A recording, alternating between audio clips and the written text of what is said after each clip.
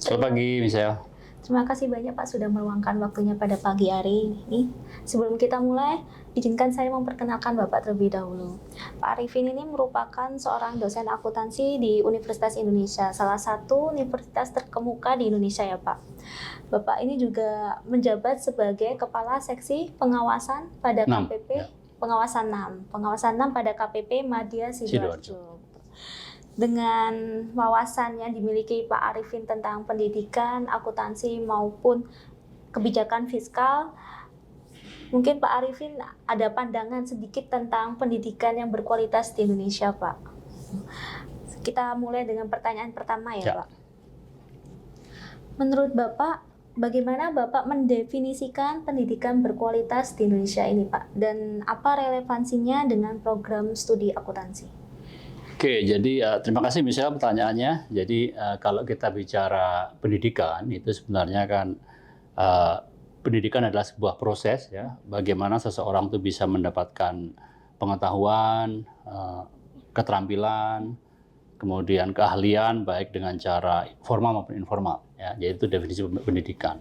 Nah, kalau berkualitas tentu kalau kita kaitkan dengan kondisi sekarang bahwa pendidikan yang berkualitas itu adalah salah satu dari kriteria di SDG 4 ya, Sustainable Development Goals yang keempat, yang antara lain dia memastikan bahwa pendidikan berkualitas itu antara lain dia harus inklusif, kemudian harus merata, kemudian harus berkualitas tinggi, dan kemudian memberikan kesempatan ke setiap orang untuk melakukan pembelajaran sampai dengan sepanjang hayat. Nah, itu pendidikan berkualitas. Nah, apa relevansinya di dalam konteks pendidikan akuntansi? Jadi pendidikan akuntansi jelas dia di dalam pendidikan ini mengajarkan tidak hanya kemampuan teknis tadi ya, keterampilan, keahlian, tapi juga diajarkan berpikir analitis, berpikir kritis ya, sehingga nanti kemudian pendidikan berkualitas ini akan mampu menyiapkan SDM Indonesia dalam rangka mengantisipasi masa depan nanti akan seperti apa. Iya, demi mewujudkan Indonesia Emas 2045, Pak ya. Menarik sekali kalau kita berbicara tentang pendidikan. Selanjutnya Pak, mungkin apa indikator utama yang menunjukkan bahwa suatu pendidikan itu berkualitas, Pak? Oke, suatu indikator utama ya. Jadi kalau kita bicara pendidikan, kita bicara sebenarnya sebuah sistem ya, sebuah sistem. Nah, kalau kita bicara sistem, itu kita bisa bagi-bagi dalam setidaknya 3 kategori ya. Dari sisi inputnya, dari sisi aktivitasnya, sampai kemudian dari sisi outputnya ya. Nah, pendidikan yang berkualitas itu dari sisi input itu misalnya satu, paling tidak memang dia memiliki akses yang bisa tersedia untuk semua orang ya. Kemudian sarana prasarananya juga memadai ya. Terus kemudian juga dari sisi kurikulumnya sudah tersedia ya. Terus kemudian juga dari sisi pendidiknya, dia juga pendidik yang kira-kira memang memenuhi batasan minimum untuk bisa menjadi seorang pendidik. Itu dari sisi input. Nah, dari sisi aktivitasnya, jadi kita punya input bagus, pendidikan itu nggak hanya punya input yang bagus, tapi harus bisa mendeliver dengan bagus. Nah, mendeliver ini adalah bagian dari activity. Nah, di sini artinya perlu pendidikan yang bagus itu perlu metode pembelajaran yang bagus. Kan metode pembelajaran banyak ya. Jadi metode pembelajaran yang kira-kira efektif dalam rangka mencapai tujuan pembelajaran. Nah, itu dari sisi aktivitas. Nah, dari sisi outputnya, satu berarti artinya nanti kita memiliki lulusan yang berkualitas tinggi ya. Berkualitas tinggi artinya apa? Artinya memang mereka memiliki kemampuan yang dibutuhkan oleh industri ya, memiliki kemampuan yang dibutuhkan oleh pangsa pasar kerja. Nah, sehingga nanti kemudian tidak ada tuh ceritanya pendidikan yang tidak relevan dengan kebutuhan industri. Nah, artinya dari sisi sistem kita harus melihat itu secara menyeluruh, baik dari sisi input, aktivitas sampai dengan outputnya. Itu harus semuanya koheren, menyeluruh, sehingga tidak hanya bagus di inputnya aja, tapi delivery-nya jelek, atau delivery-nya bagus, tapi kemudian outputnya juga nggak bagus. Nah, itu mungkin satu keseluruhan indikator yang bagus itu artinya di tiga aspek tadi. Harus gitu. terpenuhi ya Pak? Di 3 aspek tadi ya. Berbicara dengan tantangan Pak, menurut Bapak apa tantangan terbesar yang dihadapi Indonesia dalam mewujudkan pendidikan berkualitas Pak? Oke, jadi saya bukan ahli pendidikan ya, cuman mungkin kalau kita pakai framework tadi, yang jelas satu, Indonesia ini punya, kalau secara global ya, saya tidak tahu angka pastinya, cuman kalau kita lihat dari, let's say lah misalnya scoring PISA ya, tentang kemampuan membaca dan matematik misalnya. Indonesia itu termasuk yang kategori rendah ya. Nah, nanti bisa dicek skornya berapa. itu di skala global ya. Artinya juga IQ kita secara global sepertinya masih di bawah rata-rata negara-negara maju ya.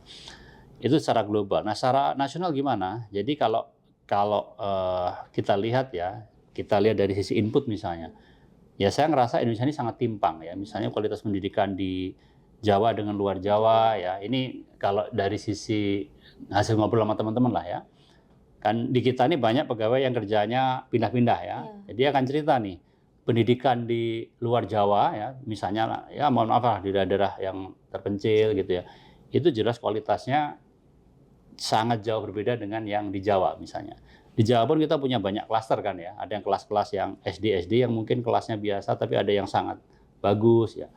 Nah, itu dari sisi tantangan dari sisi inputnya. Artinya dari sisi ketersediaan sarana, prasarana, kualitas ini udah timpang ya. Nah, idealnya Indonesia ini harusnya nggak seperti itu ya. Artinya harusnya merata.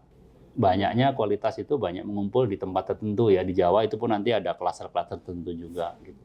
Itu sih tantangannya di situ. Mungkin berbicara jauh antara Jawa atau luar Jawa Pak ya, mungkin di pedesaan atau perkotaan Pak. Ini saya kapan hari itu pernah ke Kabupaten Ponorogo Pak. Di situ itu saya melewati hutan-hutan dan jalannya kurang bagus Pak. Ternyata di balik hutan-hutan itu ada sebuah desa dan ada sekolah dasar yang salah satu ruangannya pun hampir roboh. Itu di daerah Karangpatian Pak. Ternyata kesenjangan antara di Sidoarjo dan Ponorogo pun itu masih terlihat gitu Pak. Ternyata gitu Pak. Padahal itu di Jawa ya? Iya, di Jawa Pak. Berbicara tentang kesenjangan gitu Pak ya, bagaimana kesenjangan ini mempengaruhi kualitas pendidikan Pak? Ya, tentu saja seperti yang saya bilang tadi ya, artinya kalau dari sisi inputnya sudah ada perbedaan yang mendasar, tentu ini akan membawa implikasi di proses delivery-nya, ya kan? Artinya inputnya misalnya satu, sarana prasarananya udah beda jauh, ya kan? Kan kita nggak bisa, misalnya satunya punya buku lengkap, satunya nggak punya buku, kan gitu kan? Nah, dari sisi input ini aja kalau udah timpang sekali, pasti ngaruh ke proses delivery-nya, ya. Artinya kalau biasanya, ya misalnya di sekolah-sekolah yang di Jawa ya, mostly pakai IT misalnya. Jadi contoh anak saya, dia sering tuh pakai IT online gitu. Ya kebetulan di kita mungkin internet bagus ya. Ini sesuatu yang mungkin tidak bisa dinikmati oleh teman-teman kita di adik-adik kita di luar Jawa kan gitu. Nah, karena kita perlu ingat kembali tadi pendidikan itu adalah bagaimana proses mengakuisisi pengetahuan, keterampilan, keahlian. Nah, itu tentu beda. Gitu. Jadi efeknya nanti ke situ sih. Tadi Bapak bicara tentang IT atau teknologi Pak ya. Mungkin teknologi ini sangat membawa banyak kemungkinan atau membawa dampak yang luar biasa. Bagaimana peran mereka dalam mewujudkan pendidikan berkualitas Pak tentang dari teknologi sendirinya itu Pak? Ya, tentu teknologi membawa perubahan besar ya sekarang ya. Jadi kalau kita bicara tren pendidikan tinggi, memang sekarang kampus-kampus luar negeri yang besar-besar mereka punya program namanya karena untuk kesetaraan ya, biar semua orang bisa mengakses materi yang bermutu, yang berkualitas. Mereka menyediakan namanya MOOC biasanya. MOOC itu Massive Online Open Course, yaitu semuanya bisa mengakses gitu. Entah dari Harvard, dari MIT, itu mereka bisa nyediain yang bisa diakses sama orang. Artinya sebenarnya pendidikan itu sekarang bisa dibantu penyebaran kualitasnya melalui teknologi ya, khususnya teknologi informasi. Dan itu tentu tadi ya, kalau dia sangat timpang ya tentu hasil akhirnya iya betul. Gitu.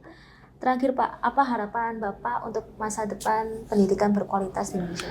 Oke, jadi ini memang tantangan besar ya di Indonesia. Memang kalau bahasa yang sering kita dengar kan, kita mendengar orang Indonesia itu budaya bahasanya rendah ya, illiterate ya, tingkat literasinya nggak bagus. Dan tadi sebenarnya tergambarkan di skor PISA ya, PISA skor ya, bahwa kita masyarakatnya kita senangnya ya sosial media yang tanda kutip kita pernah dengar istilah brain rot ya.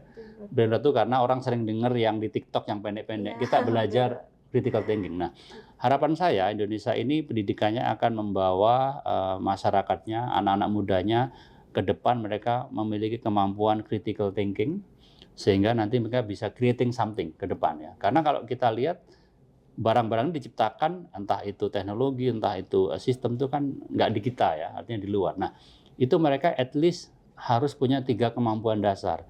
Yang namanya satu melakukan evaluasi, melakukan problem solving atau decision making. Nah, ini kemampuan yang harusnya kemampuan dasar yang harus dimiliki oleh penduduk Indonesia ya, dalam artian anak didik Indonesia, sehingga nanti mereka bisa siap untuk menghadapi masa depan. 3 kemampuan critical thinking tadi. Jadi pendidikan tuh harus bisa membawa para generasi muda Indonesia itu menjadi agent of producer Pak ya, membawa perubahan yang nyata. Betul. Baik Pak, terima kasih atas waktunya Terima kasih diluangkan Pak, dan terima kasih atas insight yang sangat luar biasa pada pagi hari ini. Semoga kita bisa mewujudkan dan berkontribusi secara langsung pada pendidikan di Indonesia. Amin. Terima kasih banyak Michelle.